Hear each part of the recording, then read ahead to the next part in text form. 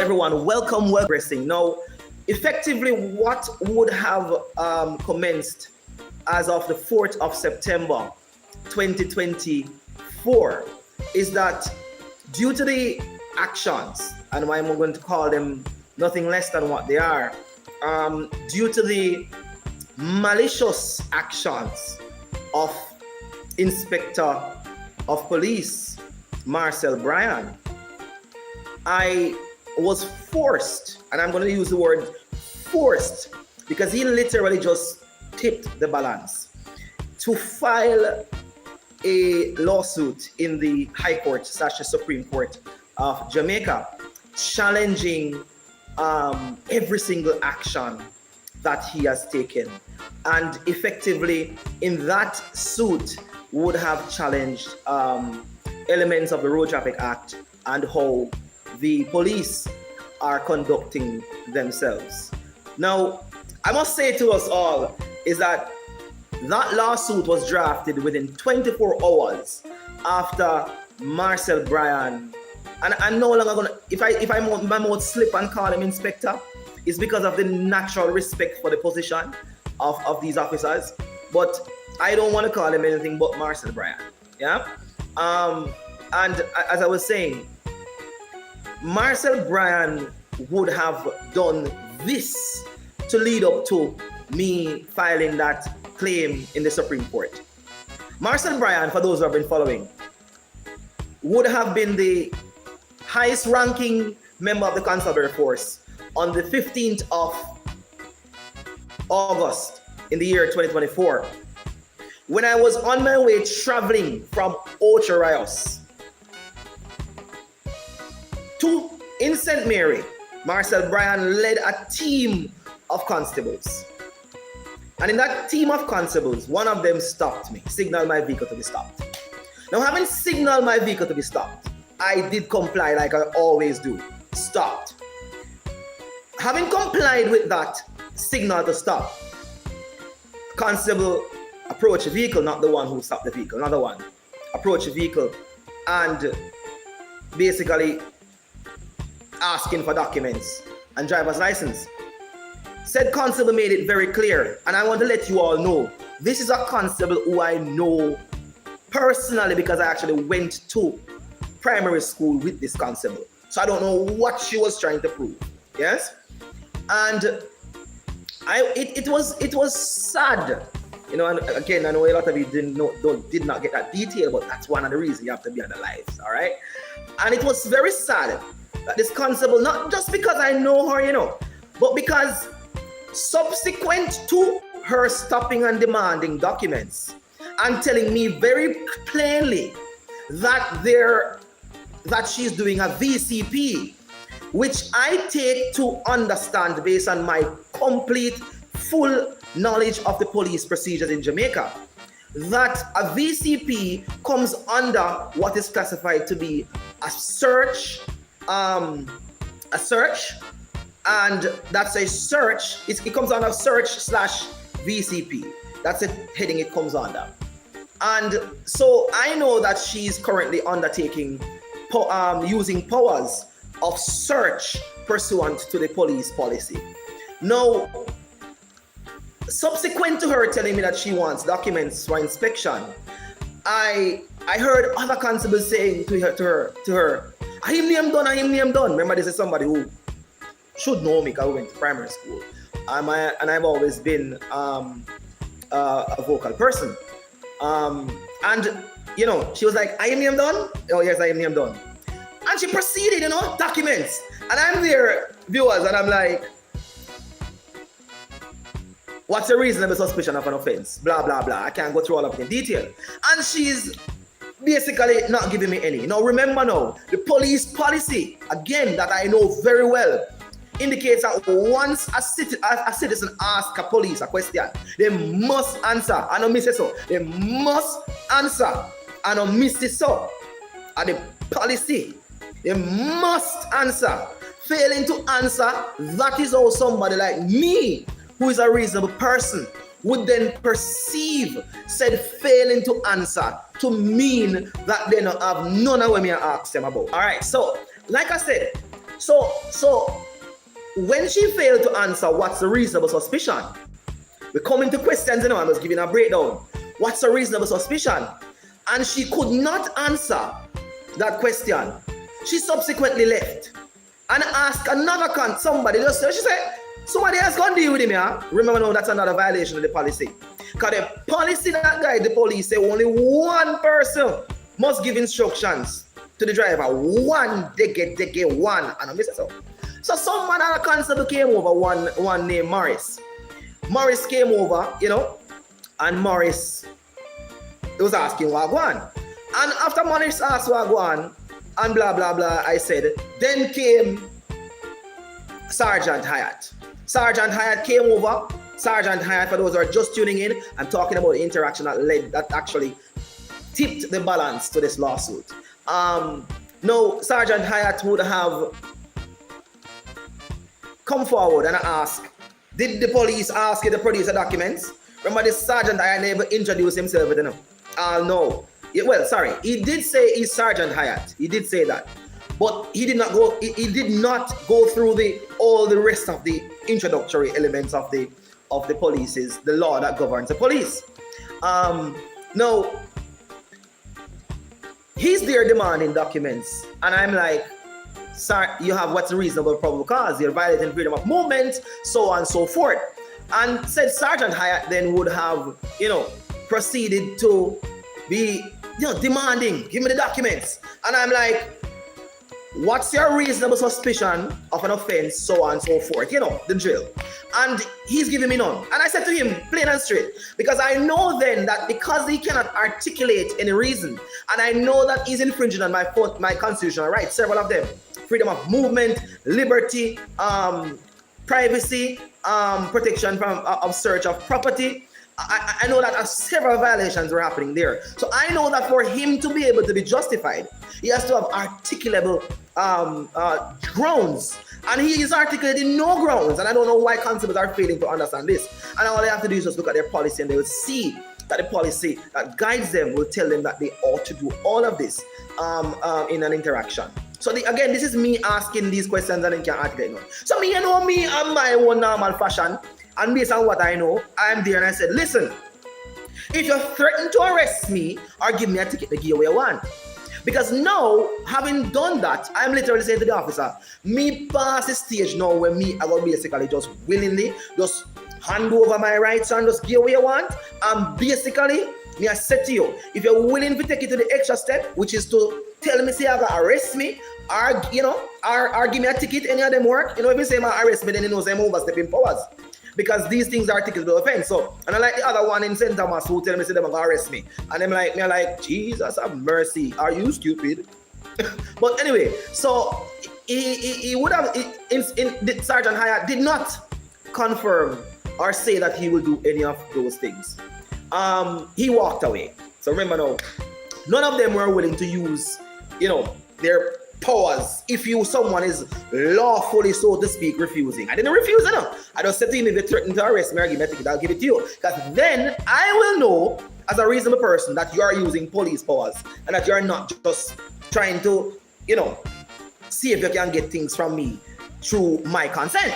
Now, after that, Sergeant Hyatt walked away. He walked away, and Inspector Brian now decides that he's going to play superstar. Remember, the policy says only one officer must give instruction at all. One must give instruction. Only one. Now, during the interaction. Now, Inspector Brian, are we going on now? 3? Inspector Brian now would have walked from the back of the vehicle. This is the first time he's interacting. And all he said was, Mr. Dunn, we have asked him to step out of the vehicle. Okay? Now remember now, Mr. Dunn knows that once police are asking him to step out of the vehicle, it means the police must have reasonable suspicion or reasonable probable cause that he is carrying an offensive weapon on his person. Remember, Inspector Brian walked from the back of the vehicle, I come to the front. He never even looking at a car for 10 seconds to even try to develop it. And this vehicle has been now stopped for well going into 10 minutes. So anyway, I complied. I came out immediately of the vehicle. And then once having come out of the vehicle, Inspector Brian now looking straight into my eyes. I got asked, you have any firearm on you? And I'm like, immediately I'm saying, no. And him looking at me and looking at me and about, me not believe you. The man never look down upon me to see if he can try generate some suspicion. But remember, I'm asking to come out that vehicle. So basically, before him asked to come out that vehicle by law, he had to have had that suspicion. Everybody follow? But he never ever tried to see if he can develop the suspicion. Reasonable. He just looking at me eye. And the camera actually was pointing at him, so all of you could see that in the video. And he's looking straight into my eyes and he's basically saying, me not believe you. He's using the firearm act because the firearm act says if you don't believe you, then blah, blah, blah. But remember now, this gentleman is going for search powers. And he has not yet even told me or indicate to me which law he's going to search me under. And his policy says he's to tell me which law he's to search me under. Continuing. Now, Inspector Brian, then when I turn around, following his instructions, because remember now, for him to be searching me, he must have reasonable just suspicion of that I'm carrying a firearm. The first thing the man ahead for somebody who him reasonably suspect or should reasonably suspect to have a firearm, the first thing the man going for is my phone. I grab the phone and pry the phone out of my hand. Yeah, pry it. Using force. From there, so him gone even more dead wrong. Alright? So, this now, him pry the phone out of my hand. And for those of you who watched the last part of that video, just go back and watch it again. You saw me as him, Inspector, you see when he reach round. Glad to see that catching the camera, you see, man.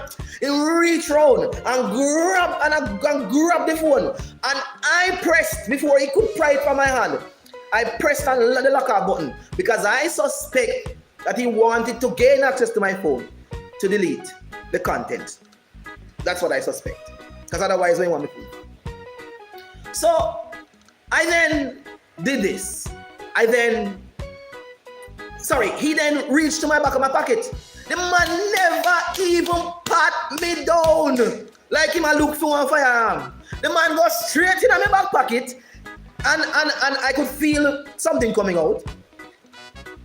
Remove the wallet. No, I didn't know the wallet was gone, until after I turned around, blah, blah, blah, blah, blah, blah, blah, and then, all of that. So, sorry, the license I'm talking about. So, he removed the wallet. I didn't know it took anything from it until when I turned around, and then he said to me long thereafter that he will give me back the documents after something else happened, which I'm getting to.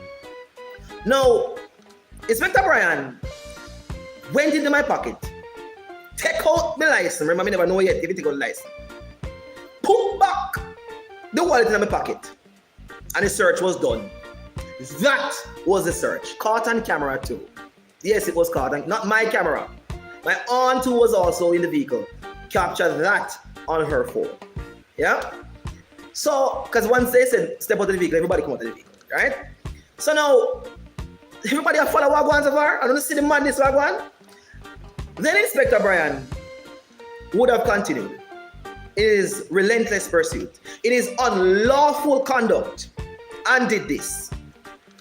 Are we going to also actually take the vehicle to the certifying officer to check for defects? Mr. What defects?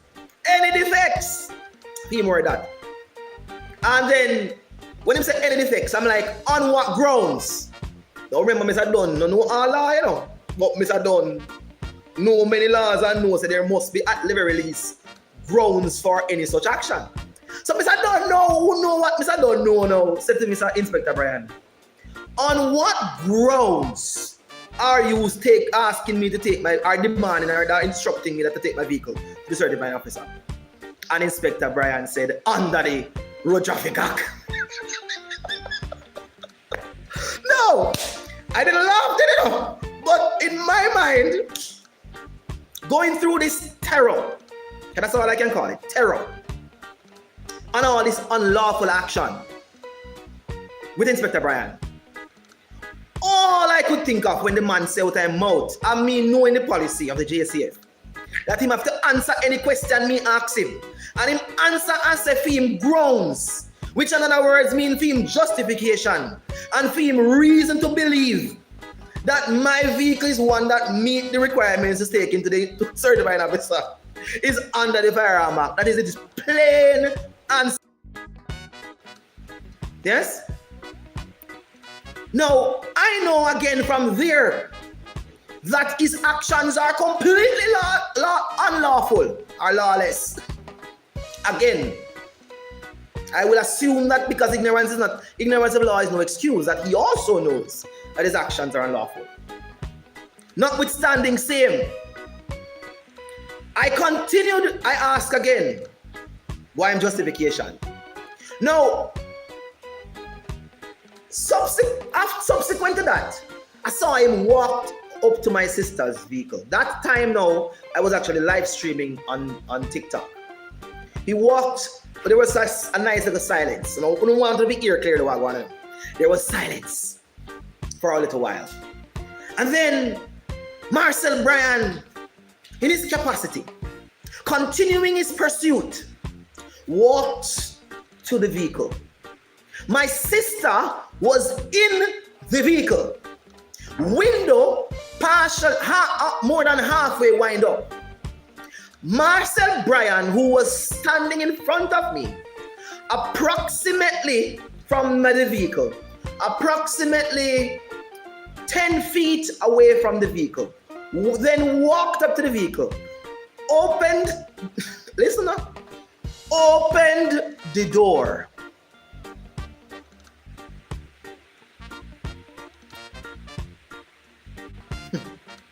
Let's make it soak in.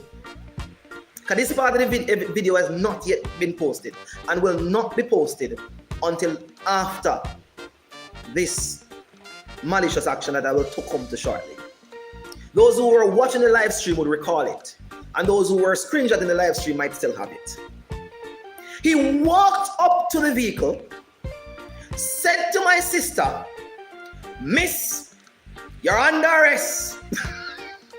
For using abusive and calumnious language, for calling me a Batman. I did not hear this. My phone, which is an iPhone 14 Pro Max, did not pick up these words.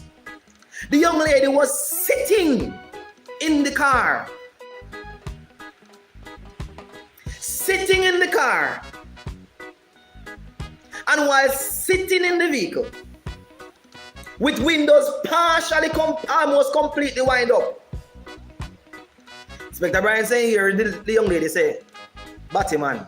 And you want to see the demeanor, call him Batman. The man 10 feet from the car.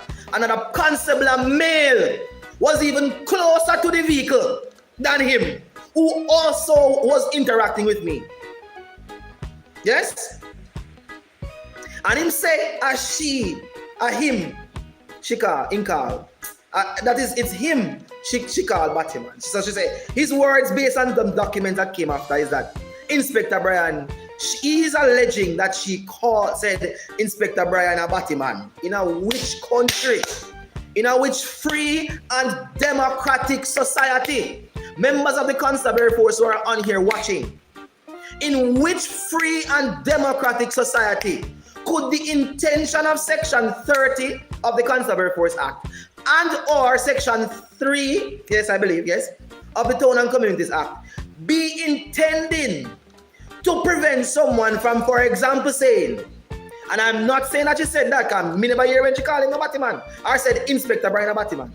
I'm just saying, in which free and democratic society could, if someone call somebody a Batman, the intent of Section 30, based on the demeanor and the activities my sister sitting in the car with windows almost partially wind up, the intent of that statute be to say that she commit an offense of using abusive and calumnious language. In which free and democratic society? Which one? Could not be this one.